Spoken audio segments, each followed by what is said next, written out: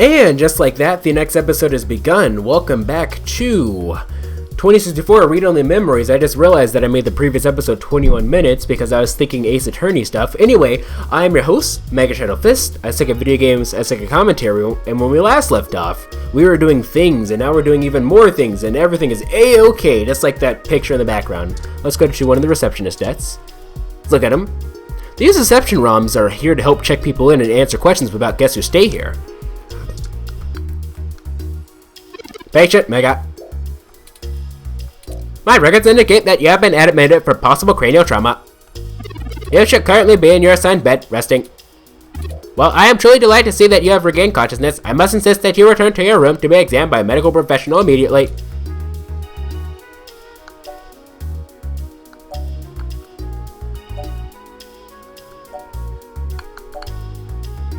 Just run the paperwork for my release. I must insist that you are made for treatment. A doctor has not determined the full extent of your injuries, and you may have lasting damage to your nervous system. I insist. Very well, I am prohibited by law from detaining you here against your will, patient Mega. But you should note in your release paperwork that willful early termination of medical services releases this hospital and its parent company, ZHC, from legal liability should your condition persist or worsen outside of our care. Additionally, all tests and medical data from your visit will be shared with our standard partners to help improve our I am further required to inform you that this visit has expended the last of your year's governmentally mandated healthcare credits.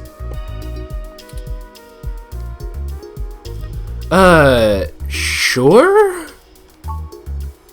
Lastly, you'll be required to provide payment or proof of private insurance for any further visits for routine or emergency medical care.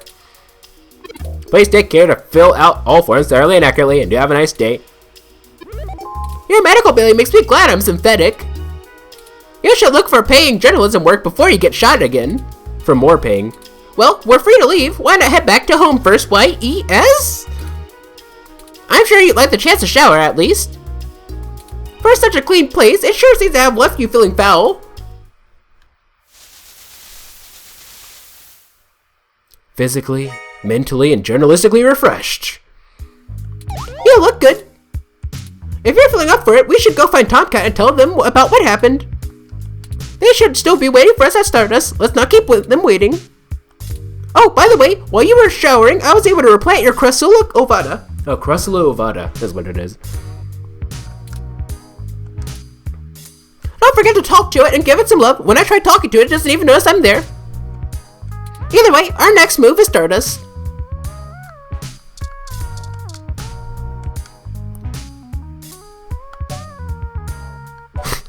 You're such a cute little plant, Witty. Yes, you are. Yes, you are. With more of that, we'll surely be on the way to lush greenery in no time. This action will have consequences. Probably. Let's go ahead and save.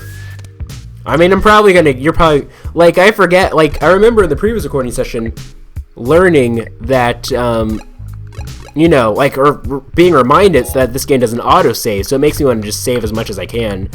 Done. Like, I don't get why some people get annoyed by that in videos and people save constantly in videos. Like, why is that annoying? I mean, sure, maybe it's because it's a bit of a pace breaker or something, but I don't know. Go to Stardust Club. Things look a little bit different.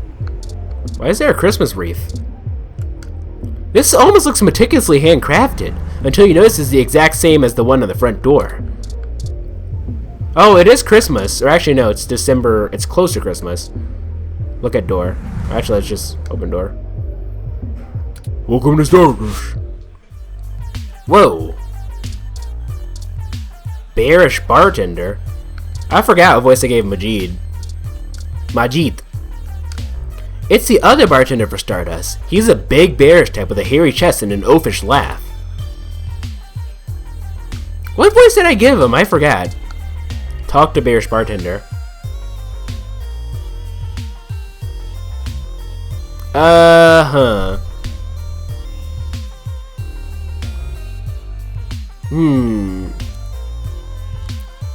Sorry. Sorry? Sorry. Sorry.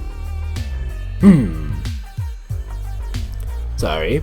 I don't think we've met before. I'm Gus. I don't like this voice. Yeah, really cool Ramakornoke. You know what? We're gonna give him the terrible Sam Riegel voice. And this will be the second time that I've ironically given it to him. You have a really cool ROM. How's Stardust treating you? Not bad. That's good, but we can do better than not bad. Let me know how we can help. Majid may not have a memory for mixed drinks, but he likes listening to his patrons' problems. You'll have to let me or him know if you need any help. We try to run a tight ship around here. Would you mind telling me about yourself? Oh, there isn't much to tell, really. I came to NeoSF from Arizona.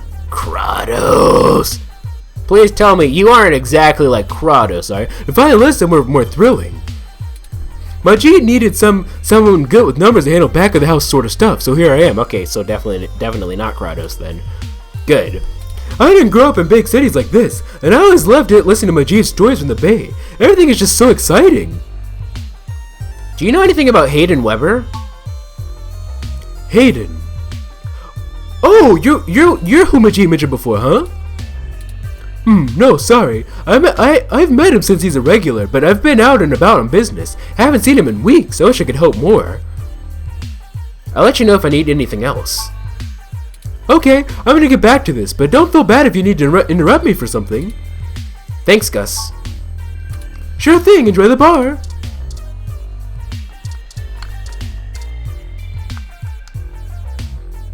Hey, good to see you're back. What can I do for you? Did I give him the Carol voice? I might have, I don't know. Just killing some time. Yeah, it's a little slow tonight. If things pick up and I get pulled away, you should chat with my boyfriend, Gus. Why haven't I seen Gus before? He's been running around all over NeoSF looking for new acts. Since he handles our talent, I think he missed being behind the counter. He does get a bit overwhelmed by the hustle and bustle, but he could run this bar with one hand tied behind his back if he wanted. So you attend the bar without knowing all the drinks? That's what a ROM is for. I'm a people person, and that's what matters, right? I can just look up all that other stuff. True. I mean, just like in VA11, I just looked at the whatchamacallit. There's only a couple that I memorized. Let's see. What was the piano man? Was it 1 2 1 2 4 and then on the rocks and then mixed? And then the piano woman is 2 1 2 1 4. Not on the rocks, but what was the other one? Aged and mixed, right? I think it was like that. Huh. Well, I'll leave you to it then. Sure thing. Don't be a stranger. Okay.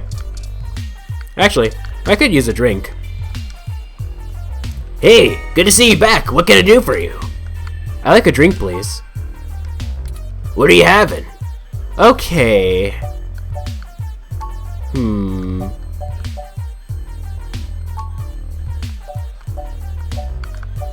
Den svenska björnstammen. I don't know. I'm sure someone who speaks, well, it looked to be something of Eastern Europe, like of a Slavic descent. Possibly, it's like a Slavic language, but I'm not sure what. Persian June? Rusty Nell.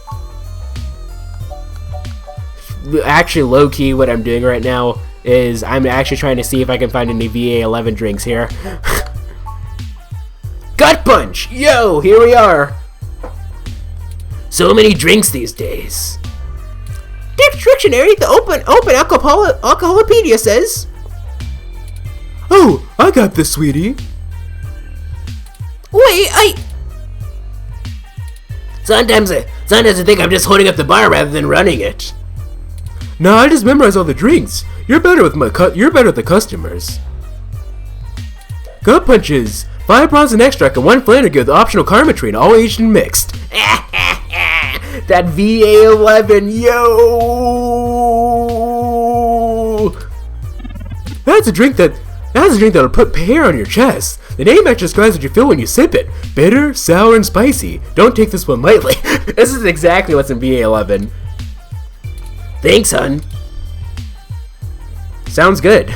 I love it. I love it. Yeah! Because like I've said, this game takes place in the same universe as VA11, despite the fact that they're developed by two different developers. Sounds good. Here you go. Gut punch served. Random glass of whiskey. Okay, items. A nice, refreshing gut punch. Look at gut punch. 5 Bronson extract and 1 Flandergy with optional Karma Train, all Asian mix. Hold on, yeah, so hold on. 1, 2, 1, 2. So that would be 6 plus 4 is 10. And then on the rocks and mixed for the Piano Man, and then 2, 1, 2, 1, 4K resolution, aged and mixed. And that adds up to 10. But actually, hold on. Maybe it wasn't 1, 2, 1, 2. No, it was 1, 2, 1, 2, because you can make a big one, because that's exactly 10. And if you made a big one, it'd be exactly 20. Right. I remember. Let's drink the gut punch. By the way, I did a series on VA11 for those of you who may be new to the channel. I did a series on that. Go ahead and check it out, or better yet, buy the game. I definitely recommend it. That hit this. As always, starting with I believe I started with Shantae and the Pirate's Curse last year. I always leave a link in the description of my videos. In case you want to buy the game, I leave a link in the description so that you can just click on it and get a link to usually like a Steam page or something so that you can purchase the game for yourself. That hit the spot. You drank your drink. Okay. Let's go ahead and go to the right. There's Tomcat. He ended up getting with the Bobby Fulbright voice, ironically. Hey, y'all. How goes the search? Not great. Hayden's apartment is ransacked and someone stole the data cache. Shit, I can't say I saw that one coming.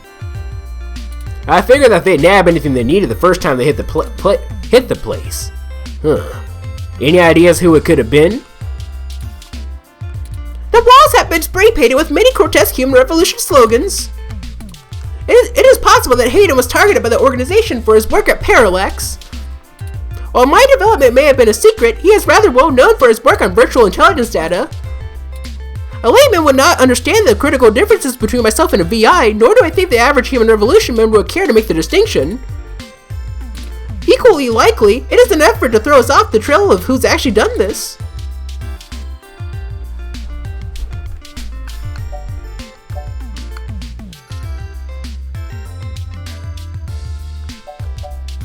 Either way, we're going to check out the protests. Right, Dr. Philo was very kind to point us in the direction of the Human Revolution protest leader. Hopefully we'll be able to get to the bottom of this after interviewing him. Yannick Fairlack. When did you run into him? Oh, we were ambushed at the apartment and got hit with some kind of neural stunner. What? Are y'all okay? Are y'all okay? Yes, we made it to the nearby hospital and Dr. Fairlight happened to be occupying the same room we were placed in. What if he was the one that had us nabbed so that he could talk to us? We had a discussion with him about Hayden's situation, then came here. Well, shit. Things sure are getting more serious than I first thought. Y'all need to keep a sharp eye out. Being attacked means the bastards know you're looking now. I'm confident in our ability to push on.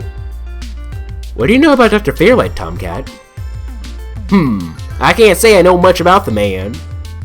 Fairlight always was a bit of a shut-in, even back when he ran System 1, his old company. He didn't make any more public appearances after the merger between them and Parallax, but he was still working with them for 6 or so years past that. Nowadays, he shows up in the news once in a blue moon for some charity thing or another. But well, it's all just rumor, but I've heard he holds a grudge about it harder than the Clantons and the Earps. Clantons after the Earps. Like Wyatt Earp? Okay, I'm looking this up. Clanton Earp. Tombstone. I know, Tombstone was the movie. That was a good movie, by the way. Ike Clanton was a member of a loose association of outlaws known as the Cowboys that clashed with lawmen Wyatt, Virgil, and Morgan Earp, as well as Doc Holliday. On October 26, 1881, October 26th, my mother's birthday, Ike was present at the gunfight at the OK Corral in the boomtown of Tombstone, Arizona territory, but was unarmed and ran from the gunfight in which his 19-year-old brother Billy was killed. Ike Clanton filed murder charges against the Earps and knocked Holiday out, but after a 30-day preliminary hearing, Justice Wells Spicer ruled that the lawmen had acted within their lawful duty. Ike Clanton was implicated in the attempted assassination of Virgil Earp on December 30th, 1880, but other cowboys provided an alibi, and he was released. 6 years later, Clanton was killed attempting to flee when he was shot by a lawman seeking to arrest him for cattle rustling. And in case you don't know what cattle rustling is, it's the act of stealing cattle. Okay. 1847 to June 1st, 1887. So we don't know exactly when his birthday was. Interesting. I haven't seen Tombstone in legitimately like 11 years. Let's see. Anyway. I'd take care to look this particular horse in the mouth real close if I was you. Fair enough. We'll be careful of him. Good. Now to lighten the mood. While y'all were chasing your tails, I managed to find a way into the Parallax network. Once I'm in, I should be able to dig out Hayden's personal info file easily enough, including anything related to him on all security clearance levels. If Parallax has anything on Hayden's situation, it'll be in there. Fantastic, Tomcat. I knew Hayden's faith in you was not misplaced. How long do you think it'll take you? Well, that's where the rubber meets the road. Parallax actually has considerably better net security than last time I cracked in. I'm gonna need physical access. I've got a good idea where a node for us to slice into is, but it ain't exactly in a nice part of town. In fact, police have basically wrote it off as a lost cause, not enough profit in it. I know Jess has some contacts in that area. She's that girl that chewed you a new rear when y'all first came here. Well, she didn't really chew us, and she didn't really do that. She was just kind of standoffish. Yeah, it's a tough sale, but she might be able to help y'all get in and out of the part of the city without ending up in parts bin at an organ chop shop.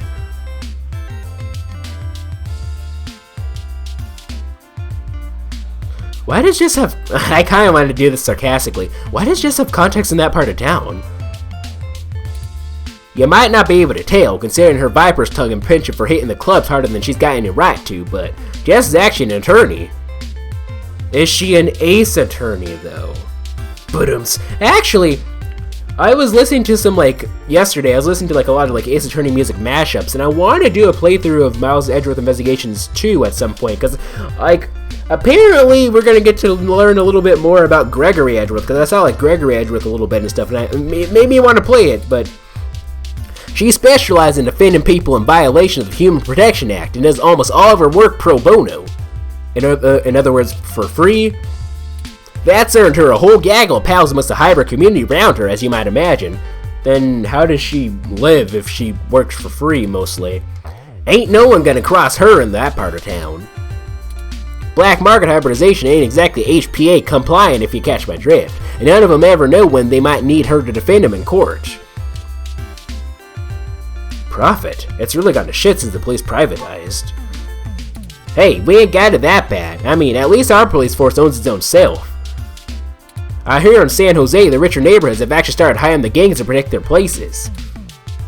When even the rich folks can't get good police work, it's a sad state for everyone else. And less said about LA, the better. Fine, I guess I'll go grovel until she agrees to help. That's the spirit. I need a little time to get all my tools together to slice into Parallax's network, but y'all keep me updated. Maybe I'll get lucky and find that data cache too. But I ain't gonna count on it. Jess is still hanging around here at Stardust, but I saw her head over to the VIP room. It's hybrid night and she's a popular gal. Just please remember to play nice or her friends will thump you something fierce. I'll see you guys in the next episode.